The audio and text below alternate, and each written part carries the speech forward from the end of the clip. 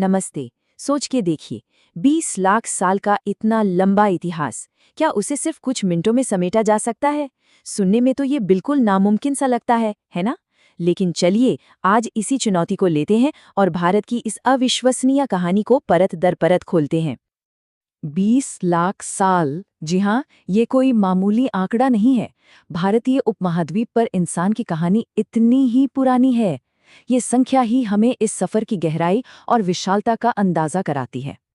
तो हमारी कहानी की जड़ें हैं उस प्राचीन युग में, जब हमारे पूर्वजों ने पहली बार पत्थर को एक औजार की तरह इस्तेमाल करना सीखा।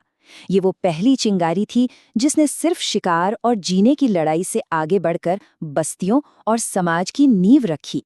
यहाँ हम देख सकते हैं कि ये सफर पाषाण युग के सीधे साधे औजारों से शुरू हुआ और फिर पहुंचा सिंधु घाटी सभ्यता जैसे सुनियोजित शहरों तक, जो अपने वक्त से बहुत बहुत आगे थे। इसके बाद आता है वैदिक काल, जिसने भारत की सांस्कृतिक और आध्यात्मिक पहचान को एक नया आकार दिया। सिंधु घाटी सभ्यता सच में एक चमत्कार थी। ये सिर्फ गांव नहीं थे, ये थे दुनिया के पहले प्लैन्ड शहर, जो आज से हजारों साल पहले बसे थे। जरा सोचिए, एकदम सीधी कतार में बनी सड़कें, ऐसी जबरदस्त ड्रेनेज व्यवस्था जो आज के शहरों को भी टक्कर दे दे, और इनका व्यापार मेसोपोटामिया तक फैला हुआ था। जब सिंधु घाटी के शहर खत्म हुए, तो भारत की जमीन पर एक नए अध्याय की शुरुआत हुई, वैदिक काल की। ये ज्ञान और आध्यात्मिकता का समय था। इसी दौरान वेदों की रचना हुई, जो आज भी हिंदू धर्म और दर्शन का मूल आधार हैं, और जिन्होंने भारतीय समाज के ढांचे पर एक गहरा असर डाला। अब कहानी उस दौर में पहुंचती है जहां छोटे छोटे राज्य मिलकर बड़े बड़े साम्राज्यों में बदल गए। ये वो वक्त था जब शक्ति, दर्शन और कला का एक अद्भुत संगम हुआ, जिसने भारत को एक नई पहचान दी। ये सिर्फ एक राजनीतिक बदलाव नहीं था, ये एक सोच की क्रांति भी थी। एक तरफ बौद्ध और जैन धर्म जैसे नए दर्शन शांति और अहिंसा का संदेश दे रहे थे, तो दूसरी तरफ मौर्य साम्राज्य ने पहली बार लगभग पूरे उपमहाद्वीप को एक झंडे के नीचे ला दिया, जिसका सबसे ऊंचा मुकाम सम्राट अशोक के शासनकाल में देखने को मिला। और अब बात करते हैं भारत के गोल्डन एज की, यानी स्वर्ण युग।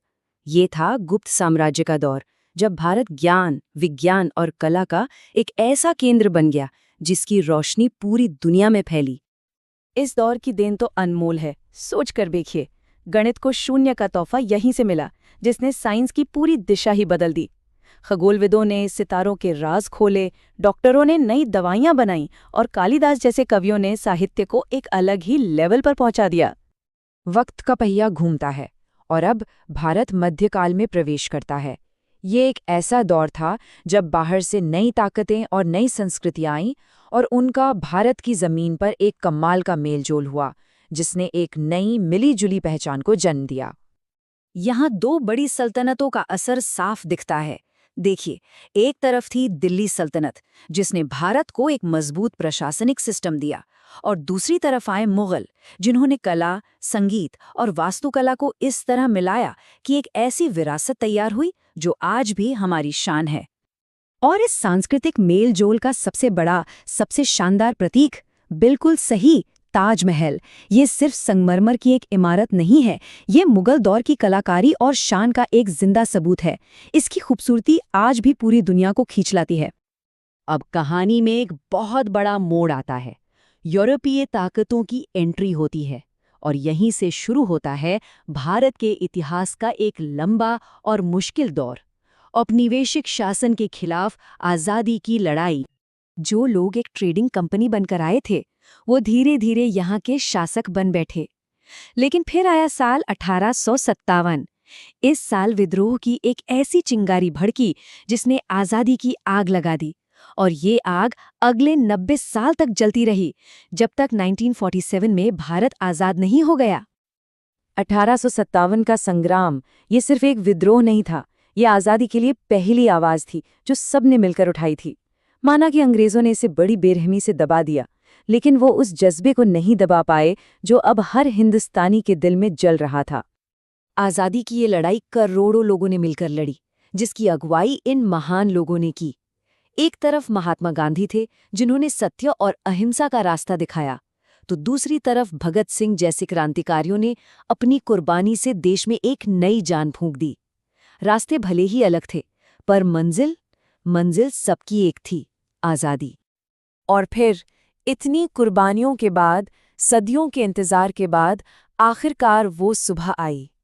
15 अगस्त 1947, वो तारीख जब भारत ने एक आज़ाद देश की हवा में सांस ली। ये एक ऐसी सुबह थी जिसमें लाखों लोगों का बलिदान भी था और एक नए कल की उम्मीद भी। लेकिन आज़ादी मिलना सफ़र का अंत नहीं था, बल्कि ये तो एक नई और बहुत बड़ी जिम्मेदारी की शुरुआत थी। चुनौती ये थी कि एक बिखरे हुए देश को जोड़कर एक आधुनिक राष्ट्र कैसे बनाया जाए। और इसी दिशा में अगला बड़ा कदम था 26 जनवरी 1950। इस दिन भारत ने अपना संविधान लागू किया और खुद को एक लोकतांत्रिक गणराज्य घोषित किया।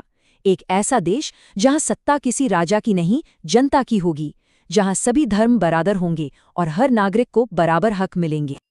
और आज उसी नींव पर खड़ा है भारत, दुनिया का सबसे बड़ा लोकतंत्र।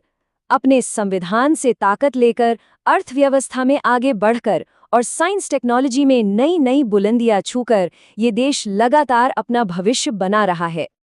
तो पत्थर के औजारों से लेकर अंतरिक्ष मिशन तक 20 लाख साल के इस जबरदस्त सफर के बाद एक सवाल तो मन में आता ही है कि भारत के इतिहास की इस विशाल किताब में